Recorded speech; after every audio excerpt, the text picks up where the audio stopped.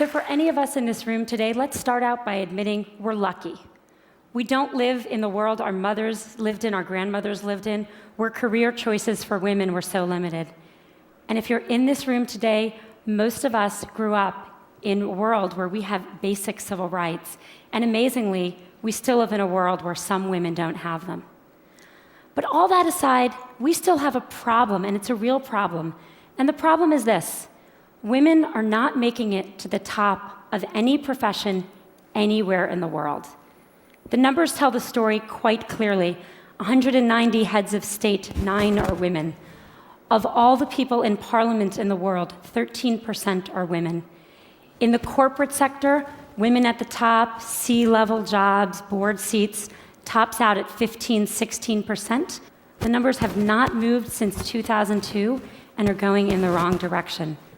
And even in the nonprofit world, a world we sometimes think of as being led by more women, women at the top, 20%.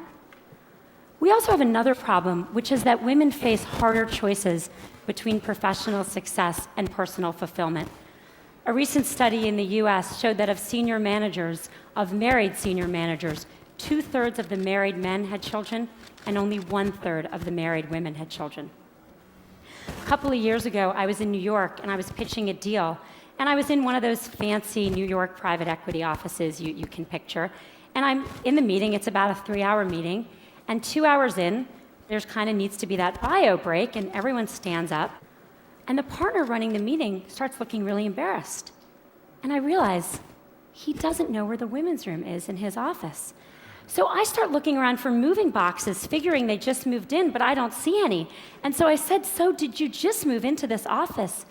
And he said, "No, we've been here about a year." And I said, "Are you telling me that I am the only woman to have pitched a deal in this office in a year?" And he looked at me and he said, "Yeah, or maybe you're the only one who had to go to the bathroom." So the question is, how are we going to fix this? How do we change these numbers at the top? How do we make this different? My talk today is about what the messages are if you do want to stay in the workforce. And I think there are 3. 1, sit at the table. 2, make your partner a real partner. And 3, look at that, don't leave before you leave. Number 1, sit at the table. Just a couple weeks ago at Facebook, we hosted a very senior government official, and he came in to meet with senior execs from around Silicon Valley. And everyone kind of sat at the table, and then he had these 2 women who were traveling with him who were pretty senior in his department, and I kind of said to them, "Sit at the table, come on, sit at the table." And they sat on the side of the room. The problem with these stories is that they show what the data shows. Women systematically underestimate their own abilities. If you test men and women and you ask them questions on totally objective criteria like GPAs, men get it wrong slightly high and women get it wrong slightly low. Women do not negotiate for themselves in the workforce. A study in the last 2 years of people entering the workforce out of college showed that 57% of boys entering, or men, I guess, are negotiating their first salary, and only 7% of women.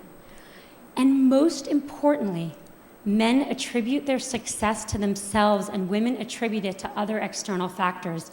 If you ask men why they did a good job, they'll say, "I'm awesome." If you ask, obviously, why are you even asking? If you ask women why they did a good job, what they'll say is someone helped them, they got lucky, they worked really hard. Why does this matter? Boy, it matters a lot, because no one gets to the corner office by sitting on the side, not at the table. And no one gets the promotion if they don't think they deserve their success or they don't even understand their own success. We've got to get women to sit at the table. Message number 2, make your partner a real partner. I've become convinced that we've made more progress in the workforce than we have in the home. The data shows this very clearly. If a woman and a man work full-time and have a child, the woman does twice the amount of housework the man does, and the woman does 3 times the amount of childcare the man does. Message number 3, don't leave before you leave. Stay in, keep your foot on the gas pedal until the very day you need to leave to take a break for a child, and then make your decisions. Don't make decisions too far in advance, particularly ones you're not even conscious you're making.